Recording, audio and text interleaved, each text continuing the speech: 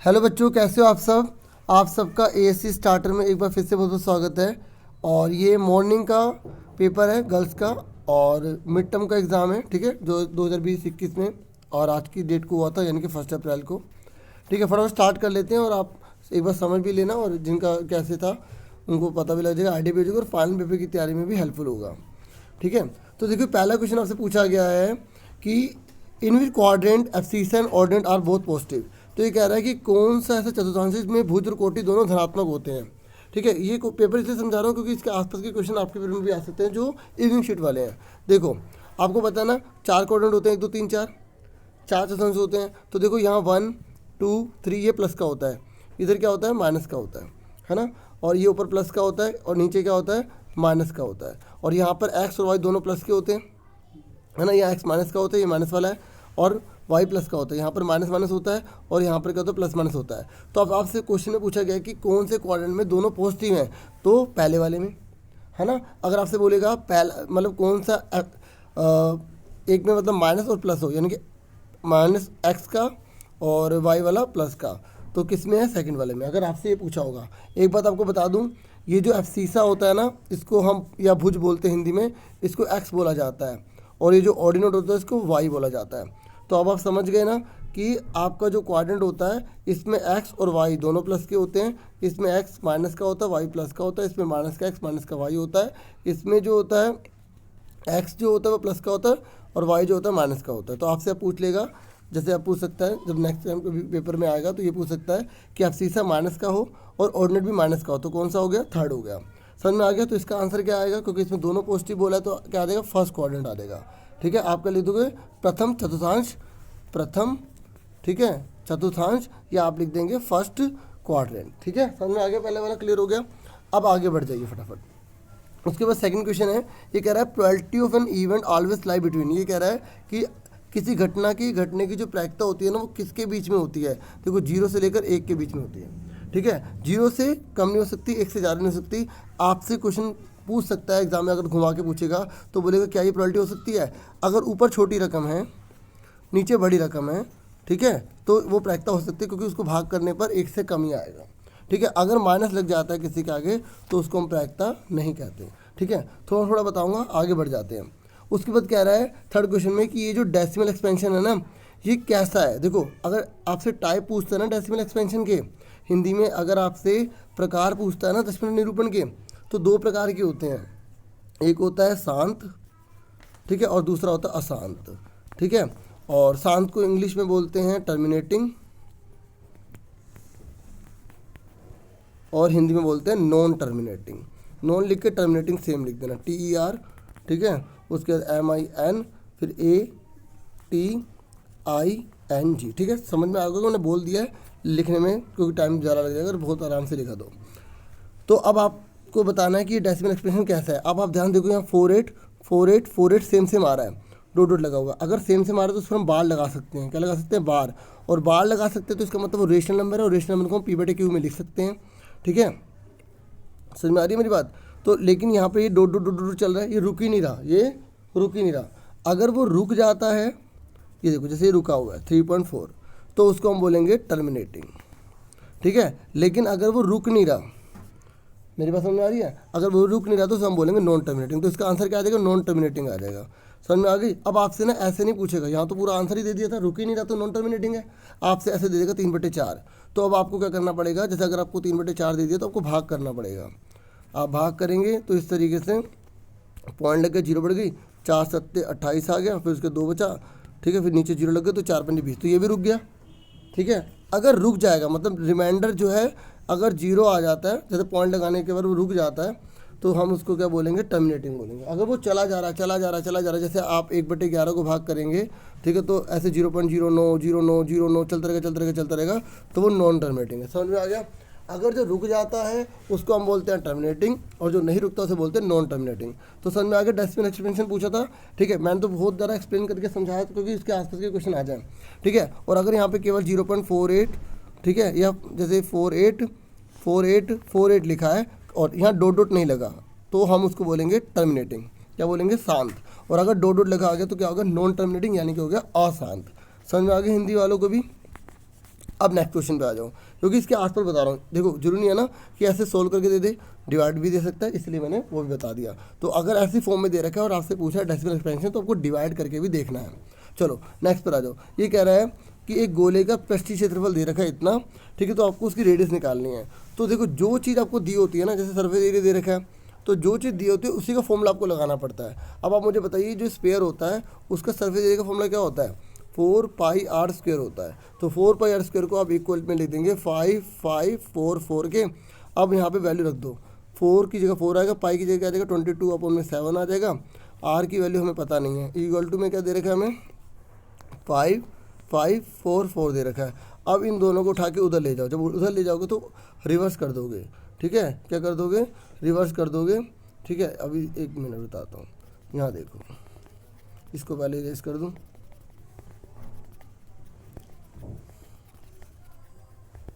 तो देखो जैसे अब यहाँ क्या है 5544 है, तो अब 5544 है, जब ये उधर जाएगा तो क्या हो जाएगा, उल्टा हो जाएगा। तो मतलब 7 ऊपर हो जाएगा, 22 नीचे हो जाएगा और 4 भी नीचे हो जाएगा। अब इसको काटो, किससे कटेगा, 11 से काट लो पहले, 11 दूनी 22 हो गया, किसी के 11 चौक कितना हो गया 44 हो गया, और 11 पंजे कितना हो गया 55 हो गया, सीधा कट गए, ठीक है, 11 पंजे 55 हो गया। फिर उसके बाद ना जाने की जीरो हो गई, यहाँ ना जाने की जीरो लगाना भूल जाते हैं, फिर 11 चौक 44 हो गया, ठीक है, समझ में आ गई। उसके बाद काटना आपको आती है, आप मोबाइल से भी करके देख लेना, मैच कर लेना आंसर, ठीक है। तो और फिर इसके बाद 2 से काटो इसे आप, ठीक है, 2 से काटोगे तो 2 दूनी कितना हो जाएगा 4, एक इसे दे देंगे 2 पंजे 10, तो 7 14 हो जाएगा। उसके बाद आपको कितना दे रखा है यहाँ पे, आपको आंसर दे रखा है यहाँ पे, यहाँ 2 दूनी 4 आएगा ना, इस तरीके से। अब 4 से काटो, 4 से काटो, 4 6 24 हो गया, और 4 से कितना हो गया 12 हो गया, और इस तरीके से आपका कितना बचेगा, तो डिवाइड करने पे 63 आ गया, और ये 7 बचा है। अब मैं सब हटाता हूँ, तो अब देखो, अब हमारे पास आर का स्क्वायर इक्वल टू 63 मल्टीप्लाई में क्या है 7 दे रखा है, तो 63 को खोलो, कितना होगा 7 9 63 और 7 लिख दिया, ठीक है। अभी जो स्क्वायर है ना, इधर जाके रूट बन जाएगा, तो 2 7 में से एक 7 बाहर आ गया, और 9 का रूट क्या होता है 3 होता है, तो 7 तिया 21 आंसर आ जाएगा इसका, ठीक है, समझ में आ गई। तो इस तरीके से इसका आंसर 21 आएगा। एक बार दोबारा बता दो कि जब आप इसे करोगे ना, तो 4πr² को इक्वल टू में 55 44 के रख लोगे। उसके बाद जब वैल्यू यहाँ इसकी पुट करोगे ना, उसको उधर ले जाओगे, तो आर का स्क्वायर उधर जाके रूट बन जाएगा, तो इस तरीके से आपका आंसर 21 आ जाएगा। अब आगे क्वेश्चन पे आ जाइए फटाफट। तो देखिए आगे ये बोला गया है कि दी गई आकृति में दर्शाए गए कोण किस प्रकार के हैं, ठीक है। जैसे आपको बताना ये जो कोण है ये कौन सा, देखो इसका मतलब ये है कि ऐसा क्वेश्चन आना ही आना है। मेरी बात समझ में आ रही है, क्या कह रहा है, देखो यहाँ बोला गया है कि ये कौन सा है, फॉर्मूला कौन सा है, देखो ये अल्टरनेट इंटीरियर एंगल है, कौन सा है, alternate interior angle, interior INTERIOR interior, फिर ठीक है एंगल लिख लेना ANGLE, ठीक है। तो इंटीरियर एंगल जो है ना, तो उसको अल्टरनेट इंटीरियर एंगल कहते हैं जब जेड बन रहा होता है। हिंदी में बोलते हैं अंतः एकांतर कोण, क्या बोलते हैं, अंतः एकांतर कोण, अंतः एकांतर कोण, ठीक है। तो इसका मतलब है कि एक फॉर्मूले पे क्वेश्चन आने ही आना है। तो आपसे ये पूछ सकता है, जैसे 2 लाइन डली हुई है, तो लाइन के ऊपर वाला कौन सा होगा, करस्पॉन्डिंग एंगल होगा, आपसे करस्पॉन्डिंग पूछ सकता है, ठीक है। हिंदी में संगत कोण कहते हैं। जैसे देखो लाइन के ऊपर वाला तो लाइन के ऊपर वाला, लाइन के नीचे वाला तो लाइन के नीचे वाला, ये सब एंगल क्या कहलाते हैं, करस्पॉन्डिंग एंगल कहलाते हैं, ठीक है। और आपसे ये पूछ सकता है ये वाला एंगल क्या होता है, वर्टिकली अपोजिट एंगल होता है, ठीक है। शीर्ष अभिमुख कोण कहलाते हैं, ऊर्ध्वाधर सम्मुख कोण कहलाते हैं, ऊर्ध्वाधर सम्मुख कोण, ठीक है, वर्टिकल अपोजिट एंगल, ठीक है। कांटा लगा होता है ना, कांटा लगा वो वाला, समझ में आ गया। आगे देखो, तो यहाँ पे इसका आंसर क्या था, यहाँ पे अल्टरनेट इंटीरियर एंगल था शॉर्ट में, ठीक है, हिंदी में अंतः एकांतर कोण। नेक्स्ट पे आ जाइए, देखिए बोल रहा है सप्लीमेंट्री बताना है आपको 50 डिग्री का। तो जब भी सप्लीमेंट्री आपसे पूछेगा तो आपको 180 में से घटाना होता है, किस में से घटाना होता है, 180 में से। लेकिन अगर आपसे कॉम्प्लीमेंट्री पूछता, क्योंकि आपसे हो सकता है कि कॉम्प्लीमेंट्री पूछ ले, तो आप 90 में से घटाएंगे। कॉम्प्लीमेंट्री पूछता है तो 90 में से घटाना होता है, क्योंकि वो पूरक कोण होता है, हिंदी में पूरक कोण कहा जाता है। पूरक कोण का मतलब है इसका टोटल 90 हो, और सप्लीमेंट्री मतलब संपूरक का मतलब होता है इसका टोटल 180 हो, ठीक है, समझ में आ गई। संपूरक लिखा आएगा, ठीक है, तो आपको 180 में से घटाना है, पूरक लिखा आएगा तो आपको 90 में से घटाना है, ठीक है। तो इसका आंसर कितना आ जाएगा, 130 आ जाएगा, क्योंकि यहाँ संपूरक लिखा है, सप्लीमेंट्री लिखा है। अब ये कह रहा है कि बताओ इस बहुपद x³ - 2x² - 3x+1 के सभी पद लिखिए। तो ये कह रहे हैं इसके सभी पद बताओ। तो जब पद पूछेगा ना, तो प्लस माइनस की वजह से पद बनते हैं। तो एक हो गया ये x³ दूसरा कौन सा हो गया -2x स्क्वायर, तीसरा कौन सा होगा माइनस का 3x, और चौथा कौन सा होगा 1। इस तरीके से आपको लिख देना है। अगर आपसे टर्म पूछ रहा है ना, टर्म क्या पूछ रहा है, पद पूछ रहा है, पद, तो आपको क्या बताना है बच्चों, आपको बताना 1 2 3 4, इसे कोमा डाल के लिख देना, ठीक है। वर्कशीट में भी क्वेश्चन आया था, अगर जिन बच्चों ने करा होगा ना वर्कशीट तो उनको बहुत बेनिफिट हुआ होगा।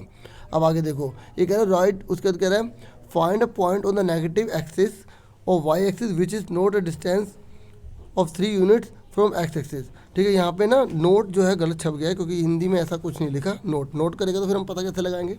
चलो बताता हूँ क्या है क्या। ये कह रहा है वाई के ऋणात्मक अक्ष पर, देखो ये एक्स एक्सिस होता है पता है ना, और ये वाली लाइन क्या कहलाती है, वाई एक्सिस कहलाती है।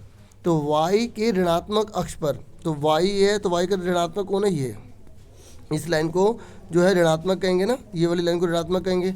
तो y की ऋणात्मक अक्ष पर वह बिंदु ज्ञात कीजिए जो x अक्ष से 3 मात्रा की दूरी पर है। तो x से कितनी दूरी पर है, 3 पर, 1 2 3, तो ये वाला पॉइंट आ गया। कौन सा पॉइंट आ गया, ये वाला पॉइंट आ गया। तो कह रहे हैं इस पॉइंट की वैल्यू बताइए। तो मैंने क्या कहा था, जिस लाइन पर वैल्यू होती है उसी की वैल्यू होगी माइनस का 3, और x की जगह क्या आ जाएगा, 0 आ जाएगा। इस तरीके से इसका आंसर क्या आ गया, 0 - 3 आ गया। ऐसे ही आपसे पूछ लेगा x पे, बोली देखो जिस पर पॉइंट होता है उसकी वैल्यू होती है, और जब भी लाइन पर पॉइंट होगा ना, याद रखना, जब भी लाइन पर पॉइंट होता है, जैसे यहाँ जिस लाइन पर अगर पॉइंट है तो उसकी वैल्यू होगी जिस लाइन पर होगा। अगर x वाली लाइन पर है तो x की वैल्यू होगी, y है तो y की वैल्यू होगी, दूसरे वाला 0 हो जाएगा, ठीक है। अगर नीचे है तो माइनस हो गया, ऊपर होता तो प्लस हो जाता। ऐसे x में अगर लेफ्ट में होता तो माइनस हो जाता, राइट में होता तो प्लस का हो जाता। समझ में आ गई, इसका आंसर समझ में आ गया सबको, क्या आएगा 0 - 3, ठीक है। क्लियर हो गया। ऐसे आपसे कुछ और पूछ सकता है। नेक्स्ट पर आ जाइए। नेक्स्ट पर बोला गया है कि आपको इसको इवैल्यूएशन करना है, इसको फाइंड आउट करना है। देखो अगर कोई सा नहीं है तो मल्टीप्लाई माना जाता है, और मल्टीप्लाई होता है तो पावर क्या हो जाती है, ऐड हो जाती है। क्या हो जाती है, ऐड हो जाती है। तो a की पावर यहाँ लिखेंगे x माइनस का y, फिर उसके बाद यहाँ प्लस लगा देंगे y माइनस का z, उसके बाद प्लस लगा देंगे z माइनस का x लगा देंगे। तो x से x से कट गया, ठीक है, y से y कट गया, z से z कट गया, तो ऊपर क्या बचा, पावर 0 बचा, और किसी की और 0 होती है वैल्यू क्या होती है 1। इसका आंसर क्या आ गया, 1 आ गया। समझ में आ गया सबको। चलो अगर जिसको टफ लग रहा है तो नीचे और इजी दे रखा है, ठीक है। कह रहा है कि आपको डिनोमिनेटर मतलब नीचे वाले को, हर को बोलते हैं, इसका रेशनलाइज करना है। तो रेशनलाइज करने के लिए क्या करोगे आप, जैसे यहाँ लिखा है √2 अपन में √7, तो √7 ही ऊपर चला जाएगा, √7 ही नीचे आ जाएगा। तो रूट की मल्टीप्लाई हो जाती है, 14 हो गया, और √7 एक साथ बन गया, ये आंसर आ गया, ठीक है। समझ में आ गई। चलो अब नेक्स्ट पर आ जाओ। ये कह रहा है कि x एक्सिस और y एक्सिस इंटरसेक्ट जो करते हैं ना, उसको क्या बोलते हैं, यहाँ पर बताओ। कार्तीय तल में x और y अक्ष डैश पर प्रदर्शित करते हैं, क्या, मूल बिंदु पर। क्या बोलते हैं इसे, ये जो दोनों लाइन एक दूसरे को काटती है ना, इस पॉइंट को, बच्चों इस पॉइंट को ना मूल बिंदु कहा जाता है। क्या कहा जाता है, मूल बिंदु। इंग्लिश में क्या बोला जाता है, ओरिजिन बोला जाता है। क्या बोला जाता है, ओरिजिन, ठीक है, ORIGIN, इसे ओरिजिन कहा जाता है, ठीक है। अब एक बात मैं आपको बताऊं, आपसे ये पूछ लेगा कि एक्स एक्सिस को क्या बोलते हैं। ये जो एक्स एक्सिस होती है ना, इसे हॉरिजॉन्टल लाइन बोलते हैं। ये आपसे बोलेगा हॉरिजॉन्टल लाइन का नाम क्या है, आप बोलोगे एक्स एक्सिस। क्षैतिज रेखा का नाम क्या है, एक्स अक्ष। आपसे वर्टिकल का नाम पूछ सकता है, वाई अक्ष, या वाई अक्ष क्या है, वर्टिकल, ठीक है। कितने भागों में, जब दो लाइन आपस में काटती हैं तो कितने भाग बनते हैं, 1 2 3 4 भाग बनते हैं, 4 पार्ट बनते हैं। ऐसे आपसे घुमा के क्वेश्चन पूछ लेगा आपको, ठीक है। आराम से दिमाग से सोच के करना है।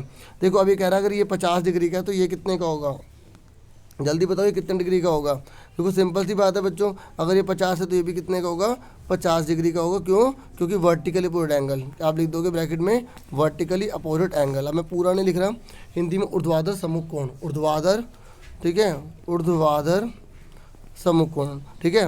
और आगे देखो फटाफट, ठीक है, ये तो आगे ना। अब देखो कितना इजी क्वेश्चन है। कह रहा है आप ना बिना मतलब मल्टीप्लाई के से सोल्व नहीं करोगे, आप आइडेंटिटी लगा के सोल्व करोगे, ठीक है। तो अब आपको ये अच्छे से आता होगा, आपने 6ठी क्लास में पढ़ लिया होगा। a² - b² क्या होता है, a - b a + b, ठीक है, ये होता है ना फॉर्मूला। तो बस एक बार आपको क्या लिखना है, माइनस में लिख देना है, और एक बार आपको क्या लिख देना है, प्लस में लिख देना है।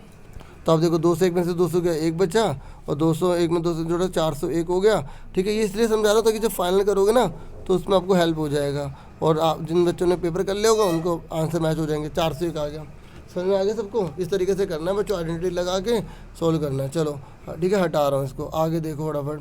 अब 12वें क्वेश्चन पे आ जाओ, ठीक है बच्चों, ये बच्चे के ना यूनिट टेस्ट के नंबर हैं, ठीक है, यूनिट परीक्षा हुई है तो बुक का एग्जाम्पल ही है। कह रहा है 70 से ज़्यादा अंक आएंगे, जो यूनिट टेस्ट को आप चूज़ करोगे ना उसमें 70 से ज़्यादा आए होंगे। प्रोबेबिलिटी निकालनी है, तो जब आपको प्रोबेबिलिटी निकालनी होती है तो ब्रैकेट में मतलब पूरा लिख देना प्रोबेबिलिटी, हिंदी में प्रायिकता लिख देना, लिख दोगे ना बच्चों प्रोबेबिलिटी, ठीक है। प्रोबेबिलिटी किसकी निकालनी है ब्रैकेट में लिख देंगे, आप ये पूरी लाइन लिख देनी है, the student get more than 70 marks in unit, ठीक है, पूरा ये लाइन लिख दोगे। अब निकालो कितने यूनिट टेस्ट हैं 5, और कितने में आए 70 से ज़्यादा, 1 2 3, तो 3/5 आंसर आ गया। पॉइंट में निकालोगे, भाग करना आता तो कर देना, 0.6 आ जाएगा, ठीक है। आगे आ जाओ, चलो अगर ऊपर वाला नहीं आता तो नीचे चलो, कितना आसान है देखो बच्चों।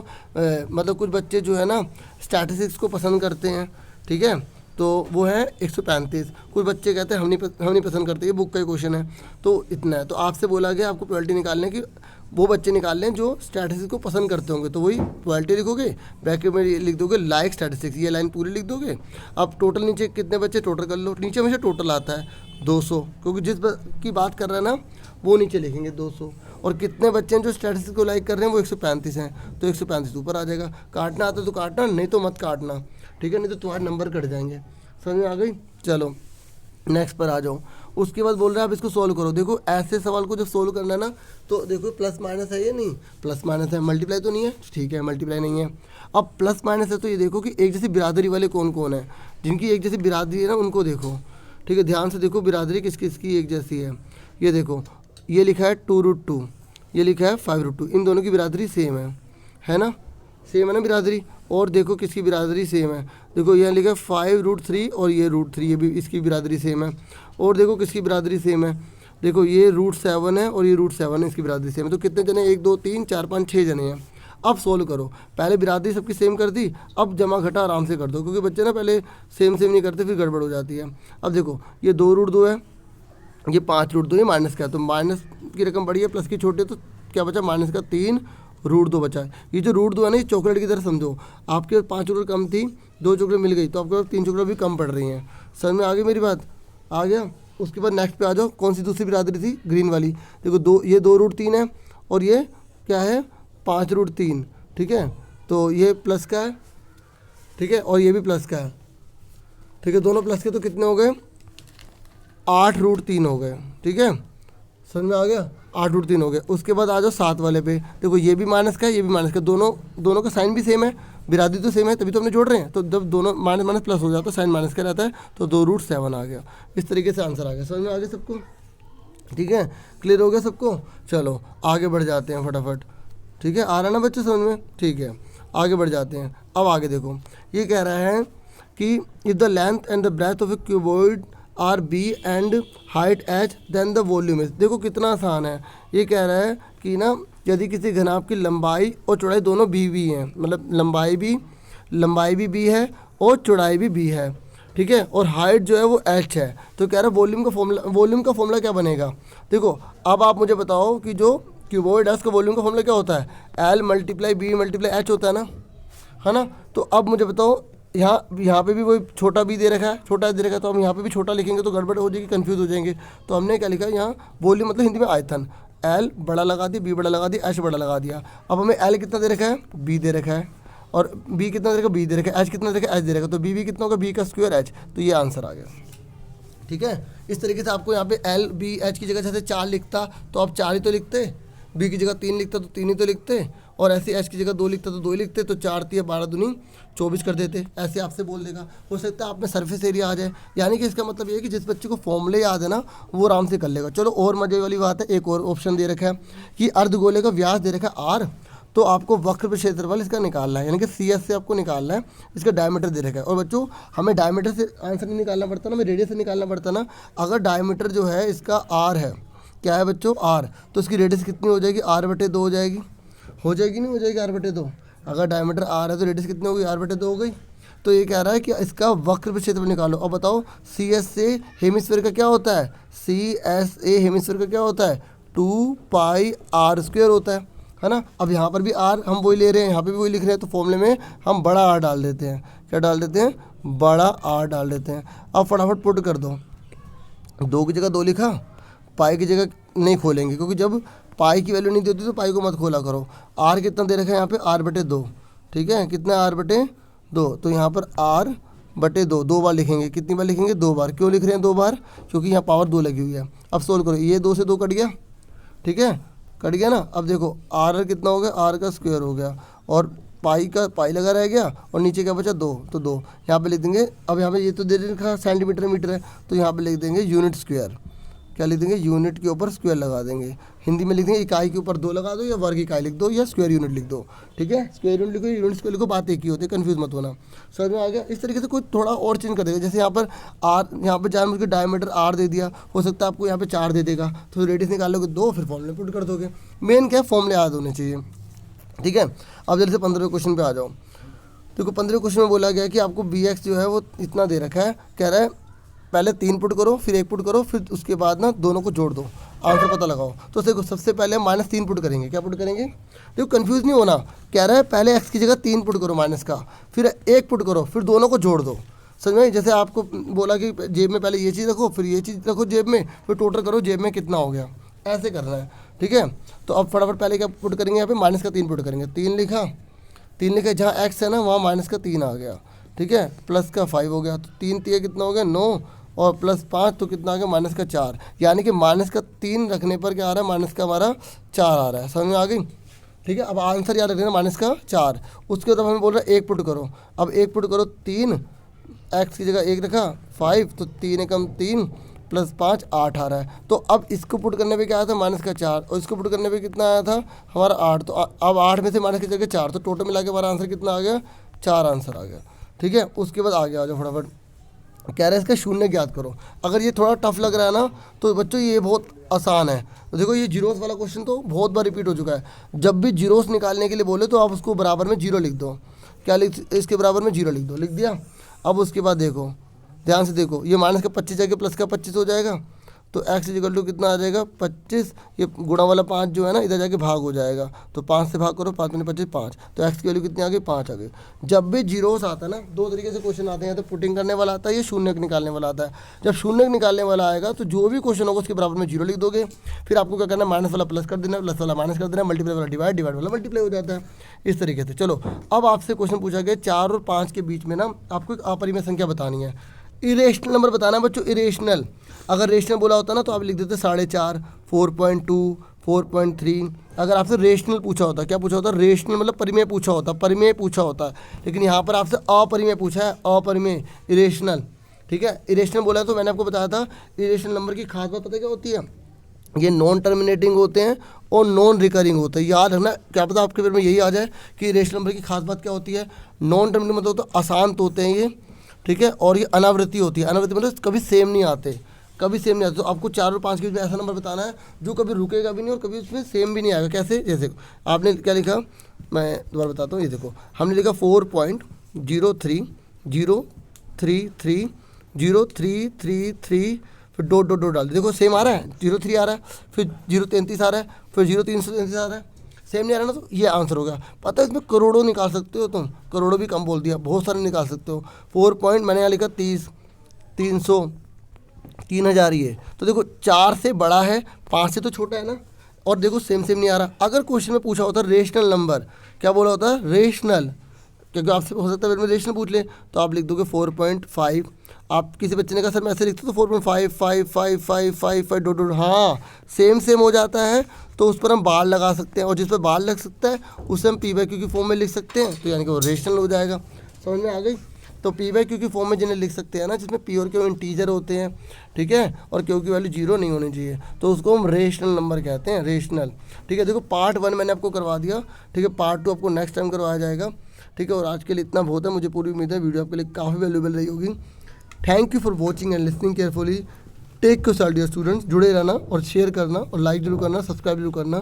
Thank you once again, thank you very much.